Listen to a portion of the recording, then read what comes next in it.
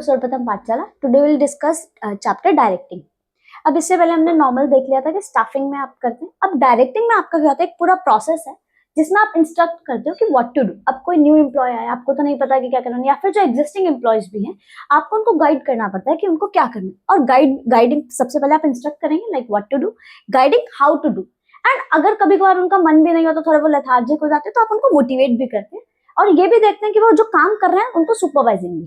तो यही डायरेक्टिंग की डेफिनेशंस भी है कि मीनिंग भी है, refers to the process of instructing, guiding, motivating and supervising employees. किसके लिए? हमने पढ़ा था कि हमारे ऑर्गेनाइजेशनल गोल्स होते हैं।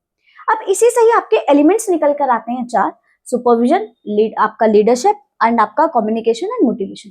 ये आपका कॉन्टिन्यूअस मैनेजरियल प्रोसेस है जो कि हमें इनिशिएट करवाता है कि हमें एक्शन किस तरीके से लेना है। सबसे पहले अगर हम देखें सुपरविजन, सुपरवाइज करना यानी नॉर्मल कि हमें ओवरसी करना। हम अपने वर्क देखेंगे जो भी हमने सबऑर्डिनेट को दिया है। हमने पढ़ा था कि हम प्लानिंग में किस तरीके से डिवीजन ऑफ वर्क भी करते हैं। हमने अगर डिवीजन ऑफ वर्क कर लिया, हमने सबऑर्डिनेट्स को काम दिया, अब उनको देखना भी तो पड़ेगा कि कौन किस तरीके से काम कर रहा है। तो एक सुपरवाइजर होता है जो पूरा देखता है, सुपरवाइज करता है और देखता है कि वर्क जो उन्होंने करा है अकॉर्डिंग टू प्लान है या फिर नहीं है। अब आप इसके थ्रू आप एक्टिव रिकॉल भी कर सकते हो कि प्लान, हमारे दो टाइप के प्लान थे, standing plan, single use plan. ठीक है, अब हमारे इंपॉर्टेंस क्या क्या होती है, हम क्यों कर रहे हैं सुपरविजन? ना भी करें तब भी सही है, बट इंश्योर करता है डिसिप्लिन कि जो हमने काम दिया है, जो हमारी डेडलाइन है, डेटिंग है, वो हमारा सेम है या नहीं है। सेकंड, प्रोडक्टिविटी भी इंक्रीज करते हैं। अब ओवरऑल अगर आपने एक टारगेट्स बना लिए, इस टाइम पर आपको ये करना है, आप जो है टाइम वेस्ट भी नहीं करेंगे और आपकी एफिशिएंसी भी क्या होगी, इंक्रीज होगी। सो आपकी उसकी वजह से प्रोडक्टिविटी भी क्या होगी, आपकी इंक्रीज होगी। नेक्स्ट, अब वर्कर्स और मैनेजमेंट के बीच में आपका क्या करता है, एक लिंक एक्ट करता है। फॉर एग्जांपल, यहाँ पर आपके वर्कर है, यहाँ पे सुपरवाइजर और यहाँ पर आपका मैनेजमेंट है। मैनेजमेंट सुपरवाइजर को बताता है कि क्या काम करना है और आपका वर्कर काम करते हैं। तो वो वर्कर के साथ एक क्या करता है, पूरा लिंक आपका एक्ट करता है।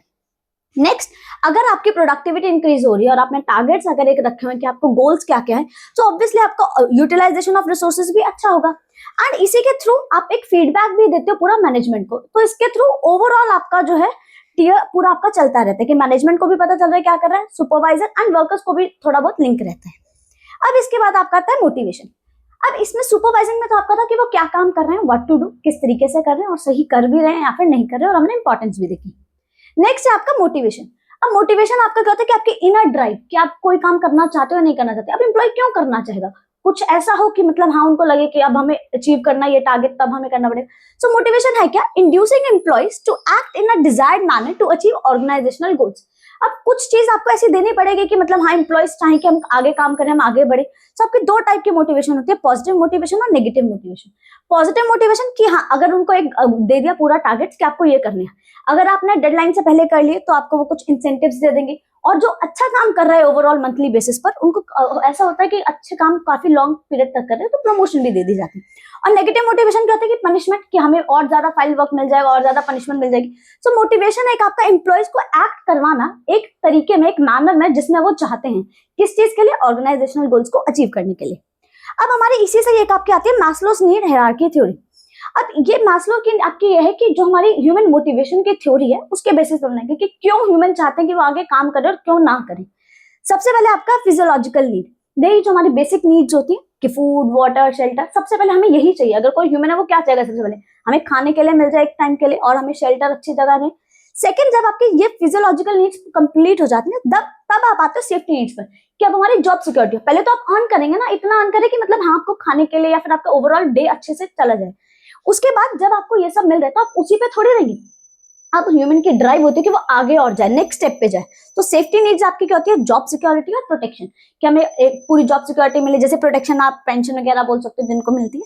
सोशल नीड्स आपकी क्या होती है कि लव, फ्रेंडशिप, अब आपको जॉब सिक्योरिटी सब कुछ मिल गया। अब आपको यह है कि जो आपके मन में वो आप एक दूसरे से शेयर करें, फ्रेंडशिप हो, लव हो, वो आपके सोशल नीड्स में आती है। नेक्स्ट, अब जब ये तीनों नीड पूरी हो जाती है तब आप जाते हो एस्टीम नीड्स पर, रिकॉग्निशन, स्टेटस, रिस्पेक्ट। अब आप चाहते हो कि हाँ अब आपको कंपनी में सब कुछ दे दिया कि आपके वहां पर दोस्त भी हैं, आपको जॉब सिक्योरिटी भी है, फूड। अब आप चाहते हो कि आपके बहुत ज्यादा रिस्पेक्ट हो, स्टेटस हो आपका पूरा, तो आप उस किस में आएंगे, एस्टीम नीड्स में। अब जब ये चारों जाती है तब आपके सबसे हायर लेवल वाली आती है सेल्फ एक्चुअलाइजेशन नीड्स, कि हमें ग्रोथ, क्रिएटिविटी, हमें एक ऐसे लेवल पर पहुंचना है जहां पर कोई भी नहीं है, टॉप लेवल। तो ये सारी आपकी हायर लेवल नीड आपकी तभी अराइज होगी जब आपकी लोअर लेवल वाली कंप्लीट होगी। फॉर एग्जांपल, आपकी सेफ्टी नीड्स ही नहीं है और आप चाह रहे हो कि आप सेल्फ एक्चुअलाइजेशन नीड्स करो, ये तो इम्पॉसिबल है। तो आपकी लोअर से आप जो है हायर लेवल पर जाते हैं। This is all your motivation. इससे क्वेश्चंस आते हैं, आपको ढंग से करना है, इसमें लॉन्ग क्वेश्चंस भी आ सकते हैं कभी। नेक्स्ट आपका लीडरशिप। अब ये तक हमने सुपरविजन और मोटिवेशन करा। नेक्स्ट आपका लीडरशिप। लीडरशिप आपका क्या होता है कि आप जो है आपके मान लो मॉनिटर होंगे, मॉनिटर के इनको बनाते हैं जिनके पास लीडरशिप आपकी जो है क्वालिटी होती है, यानी कि वो इन्फ्लुएंस कर सकते हैं औरों को कि ये ऐसा मत करो, आप शोर मत मचाओ, यही सब करते हैं मॉनिटर्स।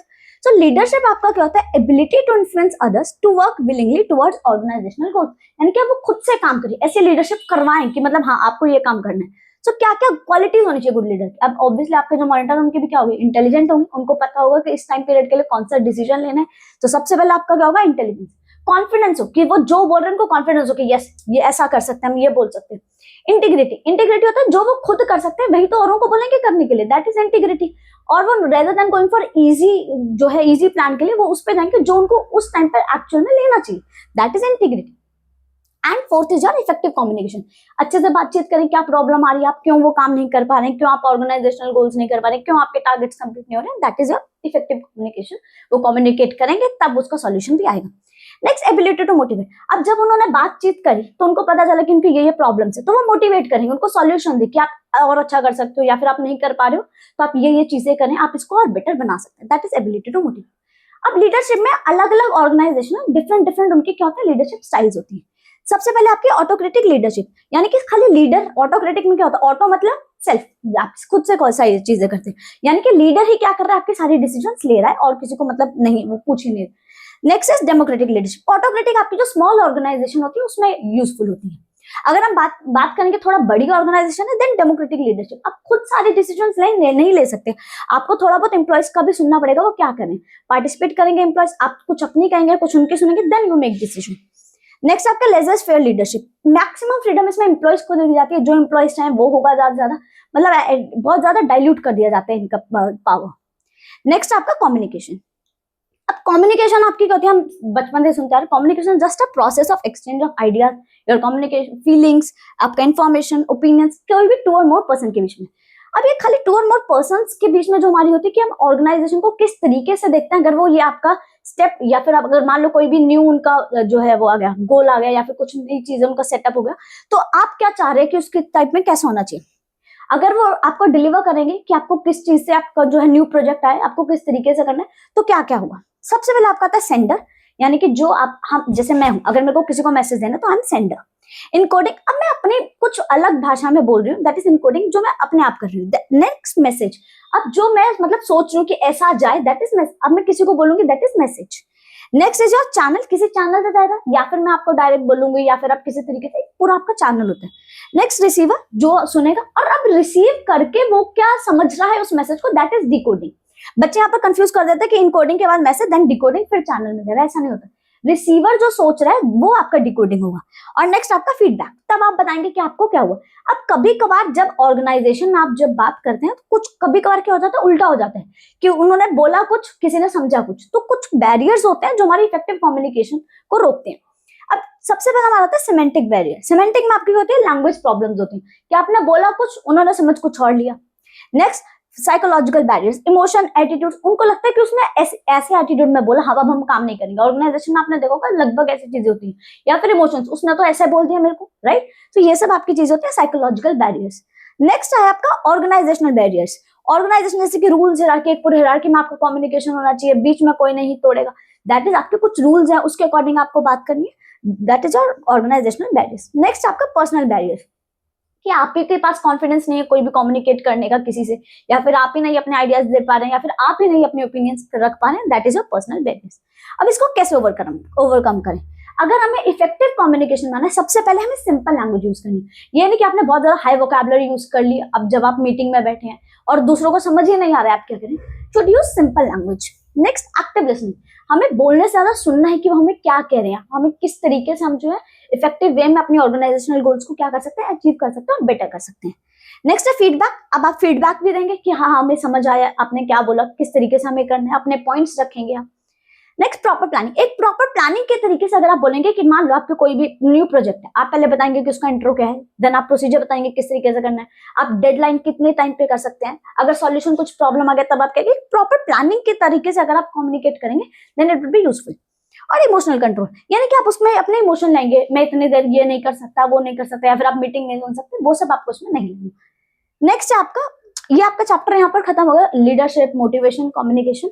अगर आपको कोई प्रॉब्लम आप पूछ सकते हैं इसमें ना। क्वेश्चंस कैसे आते हैं, एक तो सिंपल क्वेश्चन आ जाते हैं कि मैस्लोज हायरार्की नीड क्या है, या फिर डिफरेंस बिटवीन कौन कौन से आपके बैरियर्स हैं, ठीक है। वैसे आजकल इतने सिंपल आते नहीं, केस स्टडीज के बेसिस पे सिंपल आते हैं। सबसे पहले आपका क्वेश्चन है, ABC limited introduce bonus and promotion schemes to encourage employ. अब यहाँ पर एनकरेज आ गया, अब आपको पता है एनकरेज किस में करेंगे, लीडरशिप में करेंगे, नो, या फिर आपका कम्युनिकेशन में करेंगे, नहीं। एनकरेज आपका कब करेंगे, मोटिवेशन में। तो कौन सा एलिमेंट हमारा यहाँ पे डायरेक्टिंग में यूज है, मोटिवेशन। अब वो कह रहे हैं कि प्रोडक्टिविटी इंक्रीज हो, वो बोनस और ये सब दे रहे हैं। अब बोनस दे रहे हैं तो किसी को नेगेटिव मोटिवेशन मिलेगी, नहीं, वो पनिशमेंट थोड़ी दे रहे हैं, ये आपकी क्या होगी, पॉजिटिव मोटिवेशन, ठीक है। तो आपको हाईलाइट करना है आपको, क्योंकि केस स्टडीज ये तो अभी छोटी है, जो बड़ी केस स्टडीज आपको अंडरलाइन कर देना जो भी आपके इंपॉर्टेंट पॉइंट्स होंगे। नेक्स्ट आपका क्वेश्चन है, Rahul, a manager, allow employees to participate in decision making and values their suggestion। यानी कि आपको अलाउ करना, ये नहीं कह रहा कि पूरा ही वही ले लेते हैं, ऐसा नहीं बोला। अगर वो बोलते कि पूरा वही ले लेते तो लेजेस फेयर होता, बट अभी क्या है आपका डेमोक्रेटिक लीडरशिप। तो दोनों, इन दोनों में भी कभी कभार बच्चे कंफ्यूज हो जाते हैं। तो इसमें आपको वन एडवांटेज आप कुछ भी लिख सकते हो कि हाँ उनको मोटिवेशन मिल सकते हैं, जॉब सेटिस्फेक्शन, ये तो मतलब मैंने आपको ऐसा डेमो दे दी। नेक्स्ट आपका, due to unclear instructions workers at PQR limited were unable to perform their task properly. अब identify the barrier of communication. अब क्लियर इंस्ट्रक्शंस नहीं मिली, क्लियर इंस्ट्रक्शंस आप कब दोगे, जब आप लैंग्वेज का यूज कर रहे हो। सो लैंग्वेज का आप यूज कब करते हो, सिमेंटिक बैरियर में। तो इसमें आपका कौन सा होगा, one major, simple and clear language, जो भी हमने पढ़े इतने ज्यादा सिंपल, कोई भी उसमें यूज कर सकते हो।